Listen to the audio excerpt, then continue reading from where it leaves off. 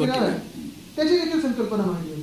तेव्हा केंद्रात आपलं सरकार आलं म्हणायला म्हणून एनडीएचं सरकार होतं, तसं पाहायला गेलं तर भाजपचंच सरकार होतं. आणि तेव्हा देखील गडकरी साहेबांकडे हे जे खातं होतं, उद्धव साहेबांनी त्यांच्याशी चर्चा करून तेव्हा एक कमिटी बसली होती. आणि त्या कमिटीचं काम हेच होतं की आपल्या ईस्ट कोस्टवर एका सुद्धा व्यक्तीला न हलवता, सगळे जे आपले व्यवसाय आहेत ते न हलवता, ईस्ट कोस्ट हा मुंबईकरांसाठी अजून कसा चांगला वापरला जाईल आणि ती सगळी जागा ही मुंबई महानगरपालिकेला कशी दिली जाईल. पण आता होत असं चाललेलं आहे की सगळ्या कोळीवाड्यांवर मोठ्या मोठ्या लोकांचे डोळे बसले, बिल्डरांचे डोळे बसले. आता वरळी कोळीवाडा असेल किंवा कुठचंही असेल, आपल्याला आठवत असेल मागच्या वर्षी जेव्हा भ्रष्टनाथ मिंदे मुख्यमंत्री होते तेव्हा हाऊसिंग पॉलिसी येत होती आणि त्यांनी त्या हाऊसिंग पॉलिसीमध्ये आपल्या कोळीवाड्यांना क्लस्टरमध्ये टाकलं होतं. क्लस्टर म्हणजे माहितीये काय असतं? क्लस्टर म्हणजे आता जे एकरांवर पसरलेले आपले कोळीवाडे आहेत त्यांना एसआरचा दर्जा देणार आणि इमारतींमध्ये 300 स्क्वेअर फुटामध्ये दाम. ह्याला विरोध करणारा पहिला आणि एकमेव पक्ष जो होता त्या पक्षाचं नाव म्हणजे शिवसेना उद्धव बाळासाहेब. अजूनही मी पाहत असतो आमच्या वरळी कोळीवाड असेल किंवा अनेक कोळीवाड्यांमध्ये अजून सीमांकन पूर्ण झालेलं नाहीये. आपण अनेक बैठका घेतल्या, आपण ते काम पुढे नेलं होतं, पण सीमांकन पूर्ण झालेलं नाही. काही काही ठिकाणी एसआरचा देखील दर्जा दिला जातो. त्याला आपला विरोध आहेच. आणि हे सगळं होत असताना हा जो प्रश्न आहे तो आपण मार्गी लावण्याचं काम करत आहोत. आपण मंत्री महोदयांकडून आश्वासन घेतलेलं आहे जे रेकॉर्डवर आहे की MFDC, BPT किंवा मुंबई पोर्ट अथॉरिटीला त्यांचं जे काही भाडं असतं ते देईल आणि आपल्यासाठी जे काही आपण त्यांना देणं लागतो ते तर दिलंच आहे, पण ते जे देणं लागतं ते दिलं जाईल आणि आपल्यावर कारवाई होणार आहे. वेगवेगळे आयुध असतात. हे जे लेखी आलेलं आहे याचा अर्थ हाच आहे की मंत्र्यांनी जर आश्वासन पाळलं नाही तर आश्वासन समितीमध्ये आपण त्यांच्यावर कारवाई करू शकतो, त्यांना बोलवलं जाईल, हक्कभंग आणू शकतो. पण एक तुम्हाला सांगतो, आपण जो निर्धार केलेला आहे तो हाच आहे. कुठचाही कोळीवाडा असो, जसं धारावीचा तो उल्लेख झाला, तिथे देखील परवा मी कुंभारवाड्यात गेलेलो. 12.5 एकरवर हा कुंभारवाडा पसरलेला आहे. कुंभार राहतात तिथे, अनेक लोक राहतात, वेगवेगळ्या समाजातले राहतात, वेगवेगळ्या धर्मातले राहतात. पण रातोरात अदानी येतात आणि सांगतात आता ही जागा आमची. आणि कुंभारवाड्यातल्या देखील लोकांचा हाच प्रश्न आहे, जर ही जागा तुमची असेल मग आम्ही 3, 4, 5 पिढ्या इथे राहत आहोत, आमची जागा कुठची? हा बेसिक प्रश्न आहे, त्याला काही उत्तर आलेलं नाहीये.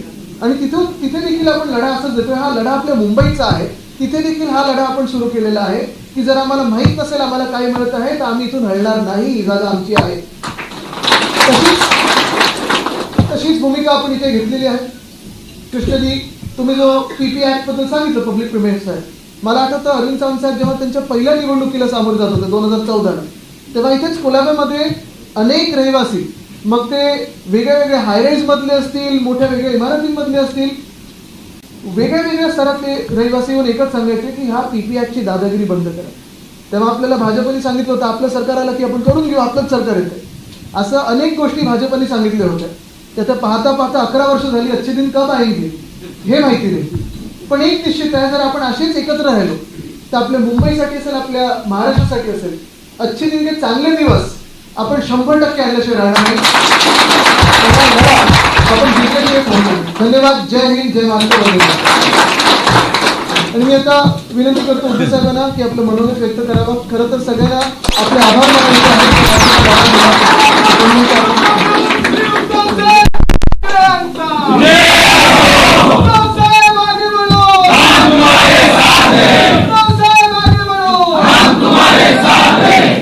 घोषणा ऐकलं की खूप चांगलं वाटतं आणि तुमच्या सगळ्यांच्या चेहऱ्याकडे बघून मला आनंद नक्कीच होतोय.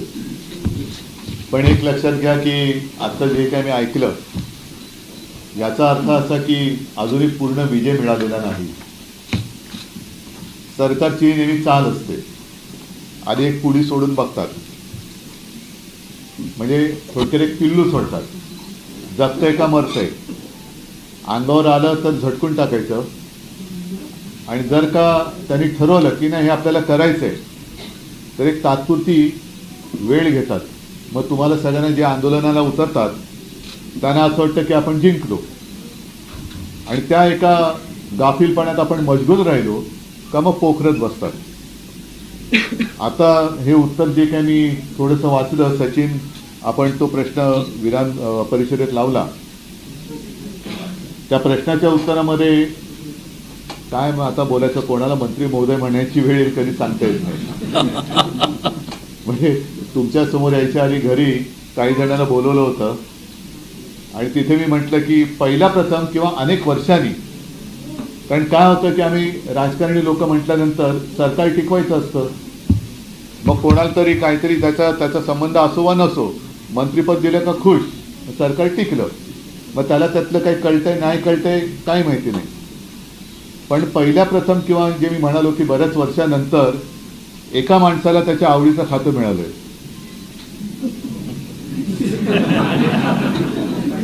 कोणतं? रमी. क्रीडा. आज पेपरमध्ये बातम्या पण आल्यात की आता रमी या खेळाला ऑलिम्पिकमध्ये मान्यता मिळेल. तर मंत्री महोदयांनी जे काही उत्तर दिलेलं आहे त्याच्याप्रमाणे हा विकास जो काय आम्ही करणार आहोत तो इंडोनेशियासारखा करणार आहोत. म्हणजे काय की तुम्ही सगळ्यांनी आता सावध राहायची वेळ आलेली. इंडोनेशियातला विकास किती जणांनी बघितलाय, पाहिलाय? मला पण माहिती नाहीये. कृष्णा पाहिलंच करे बाबा, संतोष नाही. त्याच्यामुळे इंडोनेशियातला विकास कसा याची काय माहिती नाहीये. मग ते काय करणार की येऊन येऊन येऊन येऊन डोकं खाणार की बघा तुम्हाला काय आम्ही अमुक देऊ, तुम्हाला तमुक देऊ. आता मग तुम्ही सगळे माझ्यासोबत आलेला आहात, माझ्या म्हणजे शिवसेनेच्या. शिवसेना तुमच्यासोबत आहे आणि तुम्हीच शिवसेना आहात. मग तुमच्यासाठी म्हणून सगळेजण आम्ही मैदानात उतरलोय आणि कालांतराने बघू की ज्यांच्यासाठी उतरलोय तेच गायब. तर असं होऊ देऊ नका. मी आज मुद्दामून तुम्हाला हेच सांगण्यासाठी आलो की लढायचं. हां, आणि एक गोष्ट आता जरा त्यावेळेला शिवसेना प्रमुख जे बोलले होते त्याचा अर्थ आता वेगळेजण काही जण वेगळ्या लावू शकतात. अन्यायावरती तुटून पडा. आपण म्हणून आता आम्ही तुटूनच पडतो, तसं नाही. मी तर म्हणेन अन्याय तोडून टाका. अन्याय तोडून टाका. अन्याय सहन करायचंच नाही. कृष्णा काय, अरविंद काय, संतोष, सचिन काय, सगळे अशोक भाऊ आहेत तिकडे, संतोष आहेत. आणि मला हा विषय समजून नीट सांगितलं तो आदित्यनी. नाही तर मला ते काय तुमचं काय MFDC BPT APT मला काय कळत नाही. पण सरकार एका बाजूला सांगते की आम्ही भाडं भरू. सरकारने भाडं म्हणजे सरकारकडे ज्यांनी भाडं सरकारने घेतलं पण ते ज्याला द्यायचं ते दिलंच नाही. मधल्यामध्ये खाल्ले कोणी पैसे, बरोबर ना? आता हा जो फरक अरविंद तुम्ही जे मगाशी म्हणालात की ठीक आहे, करोना काळ हा अत्यंत वाईटच होता. म्हणजे म्हणजे मी तर अनपेक्षितपणाने मुख्यमंत्रीपद स्वीकारलं होतं. पण तो जो काय काळ होता तो जागतिक संकटाचा होता. त्याच्यामध्ये आपण जे काय करू शकत होतो तो केलं, पण बऱ्याचशा गोष्टी करूच शकलो नाही. एकदा का बोललो की ते केलं पाहिजे. आणि जर का आपलं सरकार आलं असतं तर आज तुमच्यावरती लढण्याची वेळच आली नसती. अजिबात येऊ दिली नसती. पण शिवसेनेची स्थापनाच मूळ भूमिपुत्रांच्या न्याय हक्कासाठी झालेली आहे. आणि साहजिकच आहे, महाराष्ट्र म्हटल्यानंतर महाराष्ट्राचा भूमिपुत्र हा मराठी आहे.